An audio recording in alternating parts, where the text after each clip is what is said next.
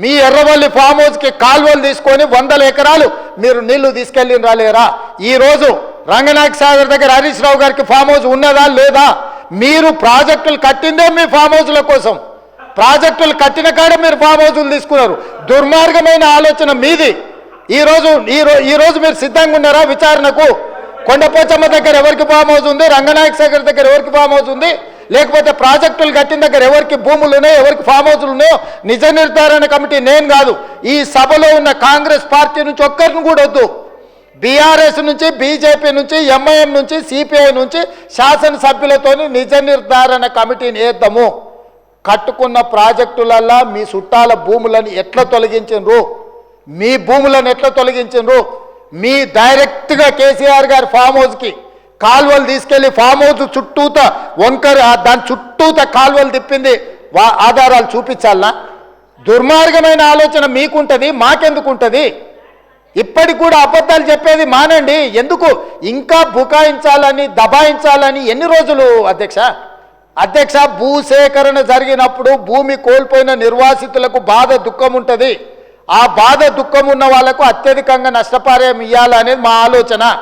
ఆనాడు మల్లన్న సాగర్లో 3 లక్షల నుంచి మొదలుపెట్టిన మీరు, మేము కొట్లాడితే అది చివరికి 10 నుంచి 12 లక్షలకు వచ్చింది. ఇవాళ కొడంగల్లో, లగచెర్లలో 20 లక్షల ఎకరాకు అసైన్మెంట్ భూమిలకు కూడా 20 లక్షలు ఇచ్చినాం. 5 లక్షల రూపాయలు ఇందిరమ్మ ఇల్లు ఇచ్చినాం. 150 గజాల ఇంటి స్థలం ఇచ్చినాము.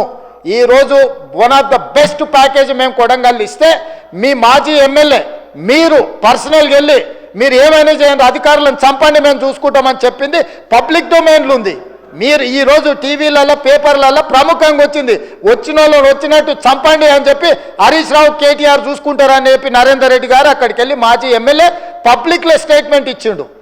ఇట్లా అధికారులను 10 ఏళ్ళ అధికారంలో ఉన్న మీరు అధికారులను చంపమని, ఏ అధికారులు అయితే ఈ తెలంగాణ రాష్ట్ర అభివృద్ధి కోసం పనిచేస్తారో గా అధికారులను చంపమని ప్రోత్సహించిన మీరు ఈ రోజు వచ్చి మీరు భూసేకరణ గురించి మాట్లాడుతున్నారా? వచ్చి చదువు చెప్తున్నారా? మేము కాంగ్రెస్ పార్టీ ప్రాజెక్టులు కట్టలేదా? నాగార్జున సాగర్ నుంచి శ్రీశైలం వరకు మీరు కట్టినరా? లేకపోతే కల్వకుర్తి, భీమా, నెట్టంపాడు, కోల్సాగర్ మీరు కట్టినరా? ఏ మాటలు మాట్లాడుతున్నారు? కమిషన్ల కోసము ప్రాజెక్టుల రీడిజైనింగ్ పేరు మీద 36,000 కోట్ల రూపాయల విలువ ఉన్న ప్రాణహిత చేవెళ్ల ప్రాజెక్టును కాళేశ్వరం పేరు మీద 1,50,000 కోట్లకు అంచనాలు పెంచారు. ఇప్పటి వరకు మీరు అధికారం దిగిపోయే నాటికి 1,02,000 కోట్ల రూపాయల బిల్లులు చెల్లించారు. మీరు అత్యంత అవినీతికి పాల్పడ్డ ప్రాజెక్టు మీద ఈరోజు విచారణ, 1 మ్యాన్ కమిషన్ ఎంక్వైరీ జరుగుతుంది. మీరు చెప్పిన ప్రజల సెంటిమెంట్ అయిన పవర్ ప్రాజెక్టులు విద్యుత్తు ముసుగులో 1,000 కోట్ల రూపాయలు కూలగొడితే ఈరోజు కమిషన్ రిపోర్ట్ ఇచ్చింది. మీరు ఫ్రాడ్ చేసిండ్రు, ఫ్రాడ్కి వీళ్ళని శిక్షించమని 1 మ్యాన్ కమిషన్ సుప్రీంకోర్టు వరకు పోయి కొట్లాడారు. సుప్రీంకోర్టు జడ్జి వచ్చి వీళ్ళు ఫ్రాడ్ చేసిండ్రు, వీళ్ళని శిక్షించమని నివేదిక ఇచ్చిండ్రు. అధ్యక్ష, వీళ్ళ నివేదికలు మేము ఆరోపణ చేయట్లే. ఈరోజు కమిషన్ ఇచ్చిన నివేదికలు ఉన్నాయి. తొందరలోనే దాంట్లో జైలుకు పోతారు.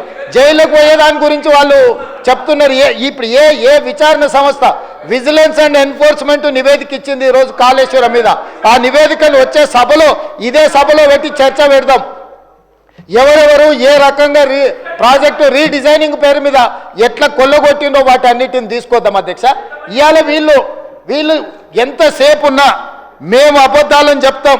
ఆనాడు 2013 భూసేకరణ చట్టం ఉంటే దాన్ని కాదని జీవో నెంబర్ 123 అని కొత్త జీవో, కొత్త రాజ్యాంగం కనిపెట్టి బయింగ్ అండ్ సెల్లింగ్ ప్రాసెస్లో ఒక నోడల్ ఆఫీసర్ని పెడతాం, డబ్బులు ఇస్తాం, భూములు గుంజుకుంటాం అని చెప్తే కోర్టు కొట్టేయలేదా? కోర్టు మిమ్మల్ని తిట్టలేదా?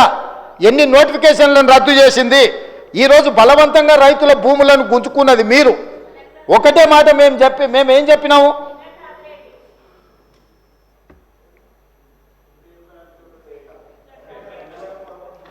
నేను ఒకటే చెప్పదలుచుకున్నా అధ్యక్ష, ఈరోజు వాళ్ళు అర్థం చేసుకోవాల్సింది, కామారెడ్డిలో చంద్రశేఖరరావు గారిని ప్రజలు ఓడగొట్టిండ్రంటే ప్రజల ఆగ్రహం ఎట్లుందో అధ్యక్ష, నాకు ఓటమి మొదటిసారి కాదు, నేను ఓడినా గెలిచినా. కానీ ఆయన ఇంద్రుడు, చంద్రుడు, దేవుడు, తెలంగాణ ప్రదాత, తెలంగాణను ఉద్ధరించడానికే, తెలంగాణకి ఆయన జాతి పిత అని వీళ్ళు తెలంగాణ జాతి పిత అని చెప్పుకున్న చంద్రశేఖరరావును కామారెడ్డి ప్రజలు బండకేసి కొట్టి ఒక సామాన్యుని ఎమ్మెల్యేగా గెలిపించారు. నేను ఆ రోజే చెప్పిన, నేను పోతుండొచ్చు కానీ పోతా పోతా నిన్ను పట్టుకొని పోతా అని, నేను పోతా పోతా నిన్ను పట్టుకొని పోతా అని.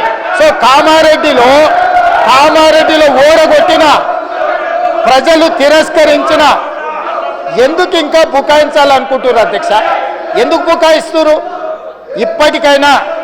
ఇప్పటికైనా నేను చెప్తున్నా అధ్యక్ష, మూసీ ప్రాజెక్టును కట్టాలన్నా వద్దా మీరు చెప్పండి. మెట్రో రైళ్లు విస్తరించాలన్నా వద్దా మీరు చెప్పండి. రేడియల్ రోడ్స్ వేయాలన్నా వద్దా చెప్పండి. రీజనల్ రింగ్ రోడ్డును నిర్మించాలన్నా వద్దా మీరు చెప్పండి. హైదరాబాద్ నగరానికి గోదావరి జలాలను తరలించాలన్నా లేదా మీరు చెప్పండి.